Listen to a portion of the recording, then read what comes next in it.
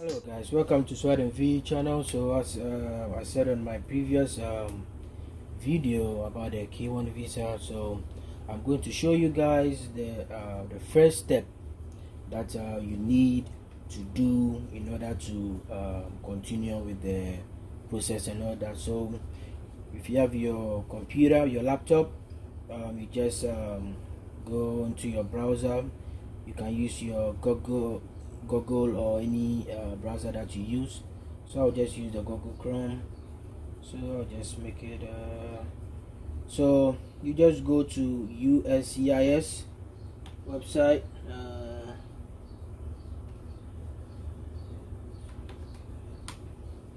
So you wait for it to open, you click on their home page. So when you click on their home page, you click on the forms. So when you click on the forms, there are various forms over here, or you just click on the forms. So on the forms, there are a lot of forms that you will need. So you just go to be looking for the I-129f. This is it, the petition for alien fiancee, I-129f. For this, you can't do it online. You can't fill it online. It's a paper that you need to fill. You have to you can either download it onto your computer, then fill it out, then after that you print it out, or if you want, you can print it out, then you fill it with ink. And remember, if you are printing it out, to fill it with an ink, it should be a black ink. Any other pen, you might be rejected. So you just go to the forms details. So you come here, that's form I-12, the PDF. So you click on the PDF, it will download it onto your laptop.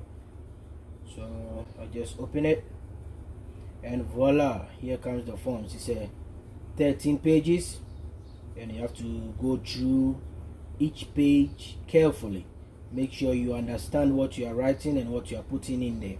So I'll just walk you guys through on what to do. So here we go. So here, if you have a alien registration number, you just put it in there. So if you have an alien number, like your when you're a citizen, they give you an alien registration number. So you just put in your alien registration number. So let's say 23.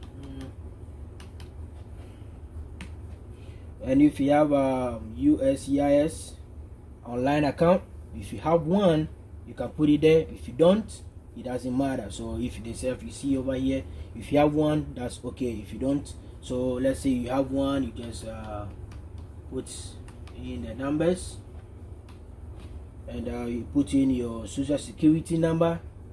If you have a social security, you have to put it in. But bear in mind that if you are coming to file for the K1 visa, you have to be a US citizen. If you are not a US citizen, please stop it. Don't go in for it. You will just waste your money, and you bear in mind that the money is not refundable. So I'll just take you back here to the page once again, and you see where to file. This is the lockbox. This is the address.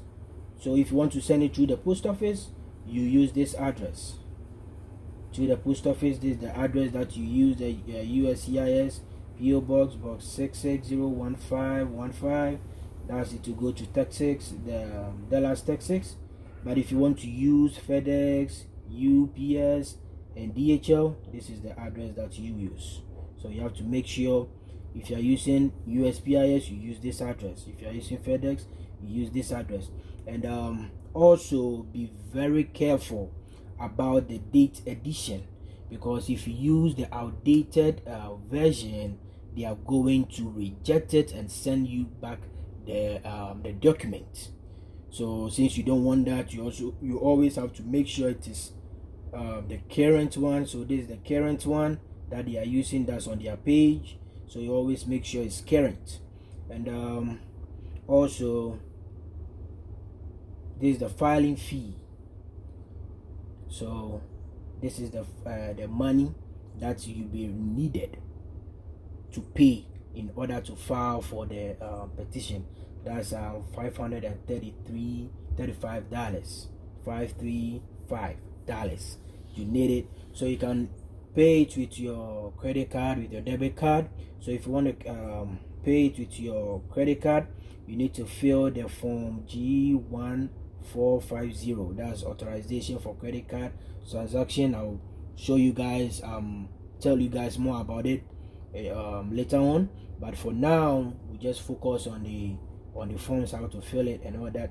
So, or if you don't want to use your credit card, you can use a banker's draft. You can go to your bank, you just use cashier's check. So you do it over there, you add it to your document and you submit. So let's go back to the forms. And so your social security, you just put in your social security over there. That's a must, you have to do it. If you don't, then so here on the, they said select one box below to indicate the classification you are requesting for your beneficial. So always remember, your beneficial is the one that you are filing for, that's your K1. So if you're filing for a K1 visa, that's for the fiancé, but if you are filing for the spouse, that's a K3 visa. So therefore, since this is for a fiancé visa, you just put in, just take it over here, that's a fiancé. If you are filing for a spouse, you just take the spouse. But I'll be talking to you guys about the K3 later on in the video, but let's focus on the K1 visa. So on the number 5, he said if you are filing to classify your spouse as a K3, you have to have you filed from this. We are not filing for spouse, so it's a no. So the your full name, that's you, the petitioner, your full name. That's your family name, that's your surname. So my surname is Oku.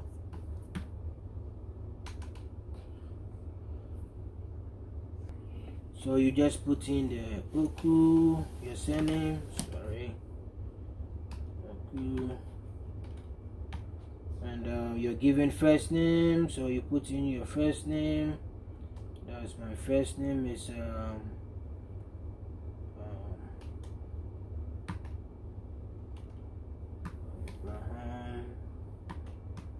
okay. And if you have a middle name, you just put it there. Just if you have a middle name, but my middle name is a B, so I'll just put in B.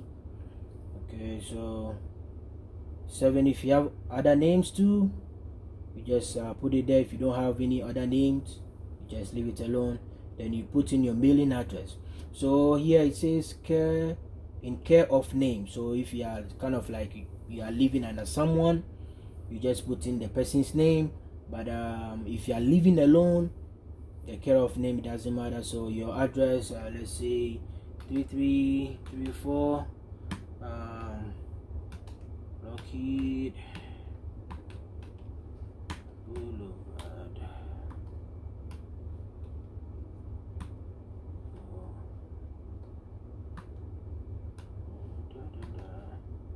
So if you have an apartment, you put in an apartment number, street. So since I don't have an apartment, I'll just put in the town, Alexandria. Then the state is Virginia.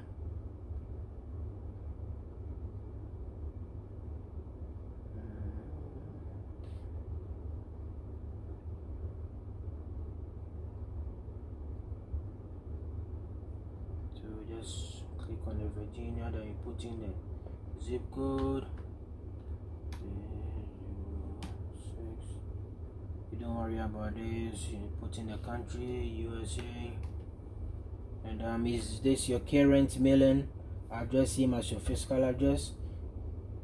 Yes. If you have the same physical address and the same mailing address, you just take yes and we go on. So this one is still, if you have your, so you just put in here, since this your physical address is still blank, also your physical address too, where you have lived before your previous address. So if you have lived at other places before, you just put all of them here, and just put all of them in there. So when you come here, it says your employment history. So with your employment history, where you currently work at. So where you currently work at, let's say you work at Costco. Put in Costco. And you put in the address, let's say 3456 Richmond Highway.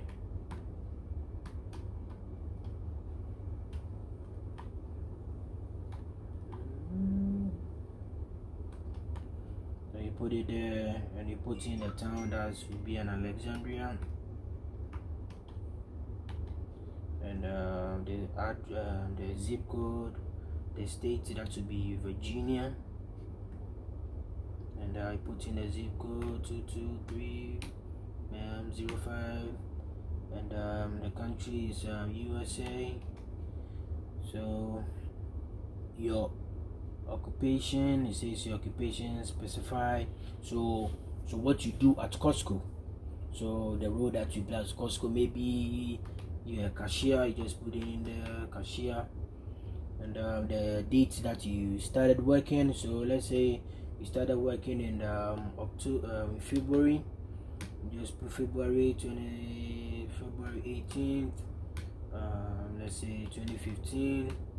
So if you are still working over there, you just leave this thing blank. But if you are not working at Costco, you just put in the day that you stopped working over there. Then this place will be your previous employment. If you have you have a job that you did that you stopped, or if you have two jobs, you can just put in your other job over here. So just to save time, I'll be quick. I'll not be doing all this stuff, and you come here. That's the continuation of part one. Continuation of this one, you just put in over there, and other informations. Are you a male or a female? So if you're a male, you click over here. If you're a female too, the same. And your date of birth, let's say you are born on March 25th 1851, you put it over there. So your marital status, so single, married, divorced, widow. So you click on single. Please don't say you are married, because if you say you are married, you have to prove it.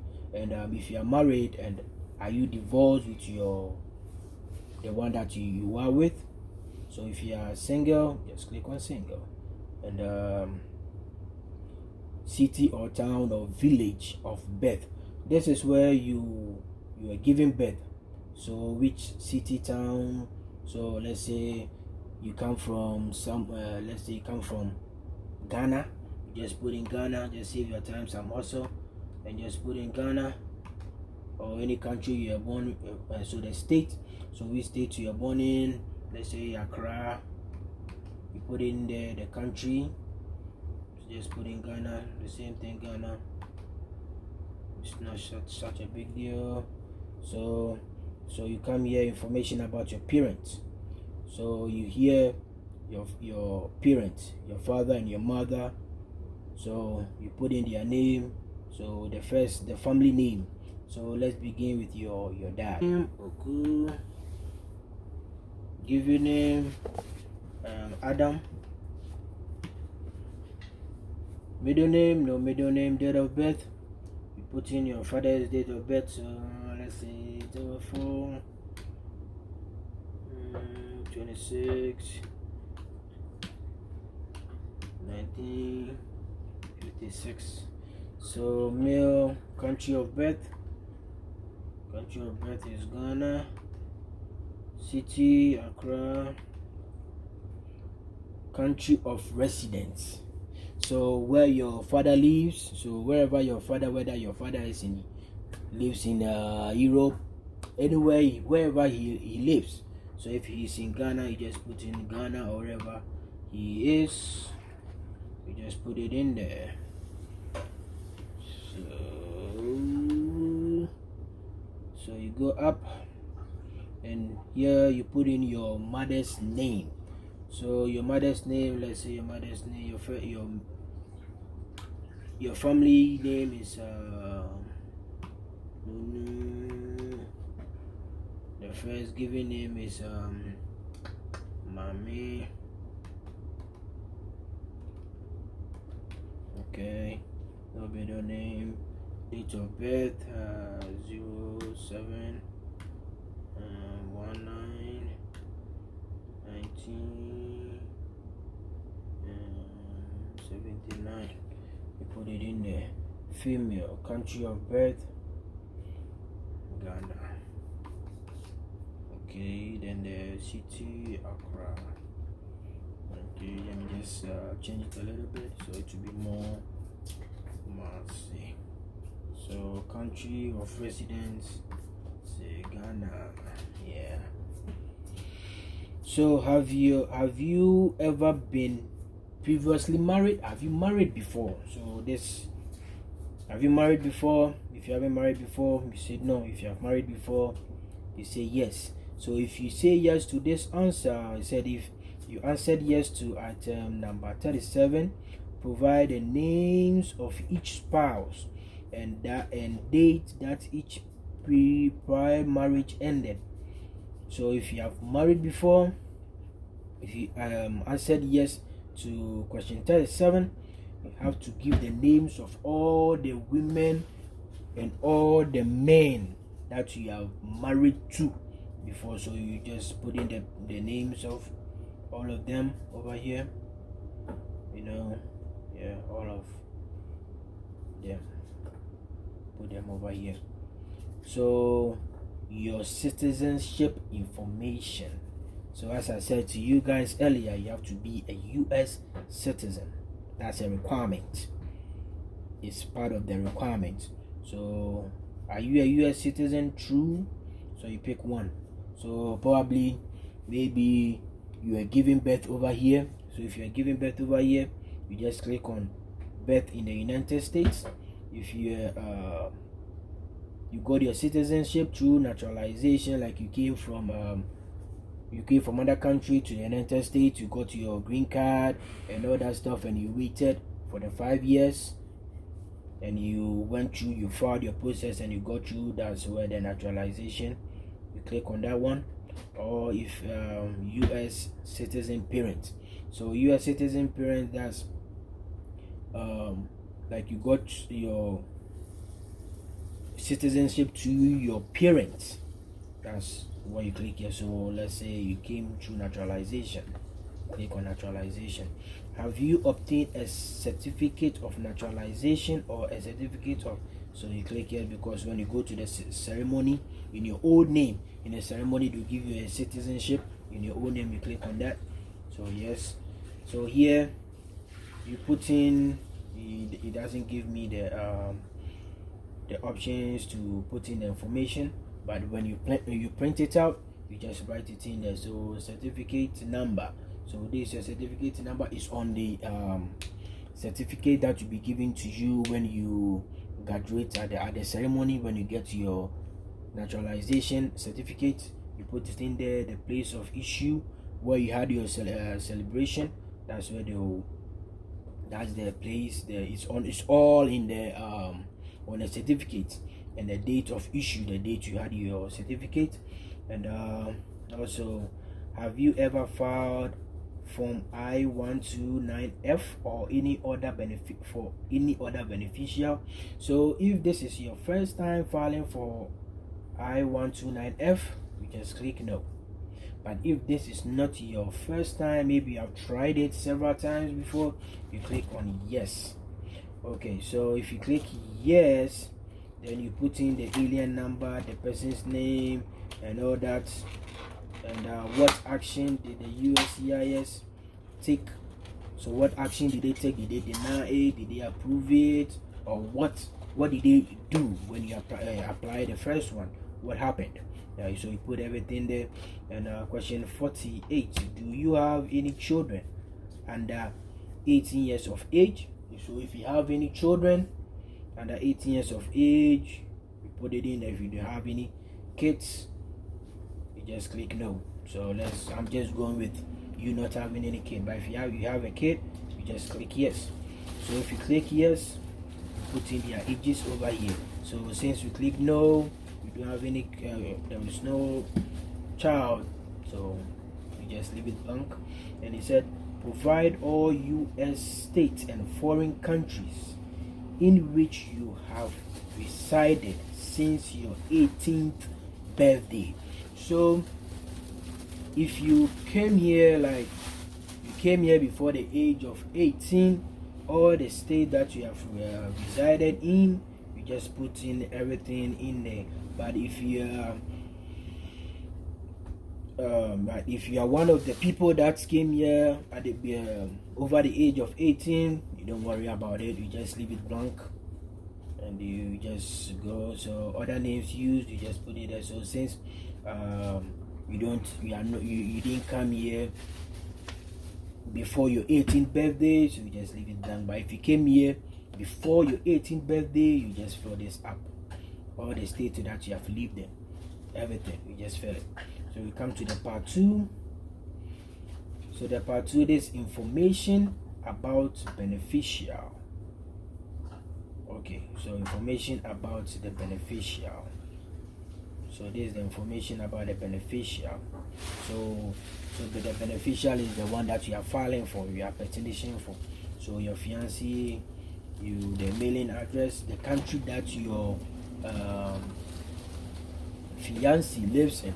So let's say your fiancé lives in Ghana.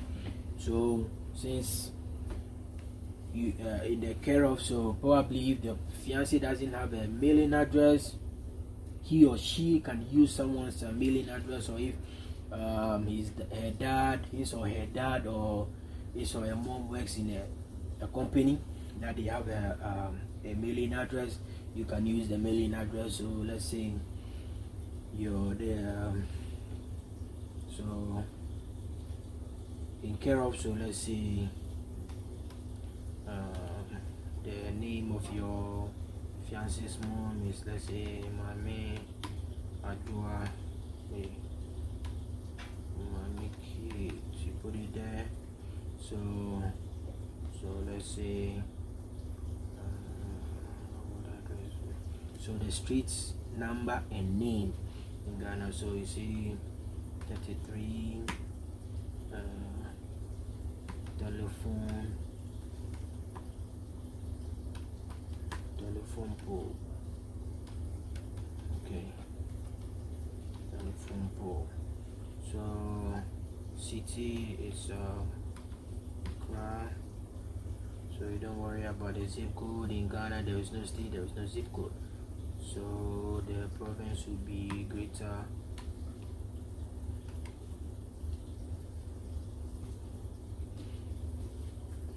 province will be Greater Accra. So the country will be Ghana. Okay, so your beneficial address. So your beneficial address is the address where your beneficial lives at. So the address where your beneficial, like where your fiancé or your fiancé or fiancée lives.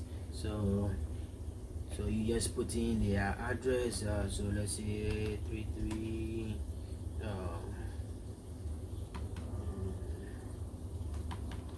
Issue Road. Just put it in there. So just put in Accra, Greater Accra, and this country is Ghana. And the date that your spouse started living over there. So if it's by birth, so for this one, the physical address is where your spouse currently lives at. So which date, what date did they start living over there? So you just put in, let's say they started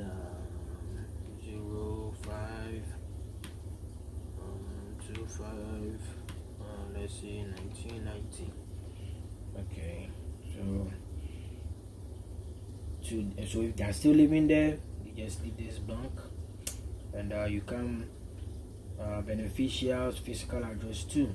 So if they live at this their previous, if they lived at somewhere else before, you just put it over there. But if this is the address that they have lived through their whole life, you just leave this thing blank. But if they have lived somewhere before coming to this place, you put it over there. So if they don't have it, you just leave it blank. And then your beneficiaries employment history. So with this one, you put in your employment history over here. If your fiancé has worked before, if they have worked before, you just put in over here.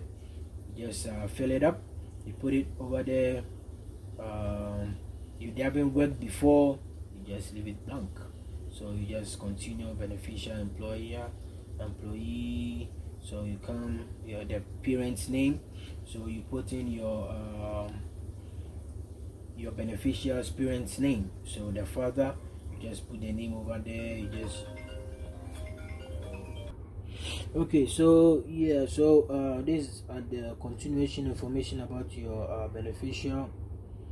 So dates authorized, stay expired. So from I-4 this one. So if you don't have it, so passport number, you just put in passport number. Travel document number, you don't worry about this one because you don't have it. This for this one is for those who that comes through the when your fiancé gets here. That's where you can get this information. But so for now, you just leave it alone. So passport number of your fiancé, you just put it in there. Travel document number is the same as the passport number, you just put it in there. And the country of issue, the country that issued the passport, you just put it in there. The expiration of the passport. Does your beneficiary have any children? Yes or no. If your beneficiary has any children, click yes. If no, you click no. So if you click yes, you put in all the information of the children that your beneficiary has. And so put in all the informations and all that stuff. So your beneficiary physical address abroad. If your fiancé is already in a state, you just put it in over here. But if your fiancé is not in a state, you just leave it alone, you just leave it blank. And your beneficiary's name, address in his or her old native, you just leave it alone, not that needed. So is your fiancé related to you? Yes, no, none. So if your fiancé is, so with this one, related to you is kind of like, maybe is it your close relative, like your family member? If yes, yes. If no, no. So provide nature, degree of relationship. So your fiancé, so what is the nature of you and your fiancé? What is the beneficial? What's the nature? Is it your boyfriend, girlfriend, wife, husband, whatever? You just put it over here. So since it's a fiancé, just put in fiancé. So have you or your fiancé met in person during the 2 years immediately before filing this petition? If yes, yes. If no, no. But if you say no, bear in mind your chance of you getting rejected is very high, because the requirement for this I-129f is you have to meet your spouse for 2 years before you file for it. So if yes, you click yes. So you put in the details over here, the additional details, just giving some brief explanation and all that. So you come here. So we are almost done. So with this place, international marriage broker. So did you meet your beneficial through the service of this program? No. So if you click no, you just leave it alone, and you come here and just leave it. So counselor processing information. So your beneficial will apply to, so which embassy will your fiancé go to? So the country that you are in, so let's say Ghana, the fiancé will go to the Ghana embassy, the country, city is Accra, and the country is Ghana. So the part 3, that will be a criminal information. That's this part is very, very important, so you have to be very careful. So you read all this. Have you ever been subjected to temporary or permanent protection? You have to read all and answer. If no, just click no, no, no, no, no, and you go all the way. You have to be very, very, very careful answering all this. So part 4 is biographical information. So it's about yourself. So yeah, are you, whether you are Hispanic, non-Hispanic, white, Asian, Black American, African, or the race that you are, you just click on the race, you click on the height and your inches and how much you weigh, your pounds, the color of your eyebrow, you just put it in there, the color of your hair, just so if you have a black eyebrow, black this thing, you just put it in there. And sorry guys, because it's very long. So we are almost done over here. So this is the petitioner statement. So you select, he said select the box for either item 1A or 1B if applicable. So if you can read, just click here. You just click yes, I understand, I can read. So you just leave here the interpreter name. So if somebody interpreted it for you, that. So since nobody, you did it yourself, this is where you put your signature and you put in a date of signature. So you sign and you put in a date. Let's say today's date is 6/24/2020. Just put it in there. So if so you put in your contact info, your phone number 253 blah, blah, blah, blah. And then your mobile phone number, you put it in there, and your email address, you put in your email address, you put it in over there. So if you fill the forms, you don't need all this, you don't need to fill all of these things. But if someone filled it for you, like you had an interpreter, you put in the interpreter's name and all that, the interpreter's mailing address and their phone number and all that. So if someone prepared for you, maybe you went in for a lawyer or an attorney, so they will fill this thing up, they will put in the informations and all that stuff. So guys, and also when you come to part 8, this is part 8, this is an additional space for you in case maybe on your, when you are filling the documents, the stuff that couldn't go through the spaces that they provided, you can also continue over here. So guys, this is how you fill the form I-129f, the fiancé. That is the first step that you need to bring your fiancé over here. So this is how you go through any if you have any comment, just if you have anything, you don't understand something and you need help, just hit on the comment section below. I'm ever ready to answer your questions. But if you need help in filling up their forms and all that, just put it in the comment section. I'm ever ready. I'll be there for you. I will help you through the process and we'll see how it goes. Thank you. See, yeah, and also don't forget to subscribe because you need more steps to go through. So I'll be showing you what to do. So this is just the first step. So just stay put. We'll bring you more steps on the K1 visa. So please subscribe. Just hit on the bell notification, so any video that comes up, you just receive it and you watch it. So don't forget to subscribe. It's very important, so you can continue to see what is going on, so you can also file and bring your fiancé over here, so you live happy ever after. Bye.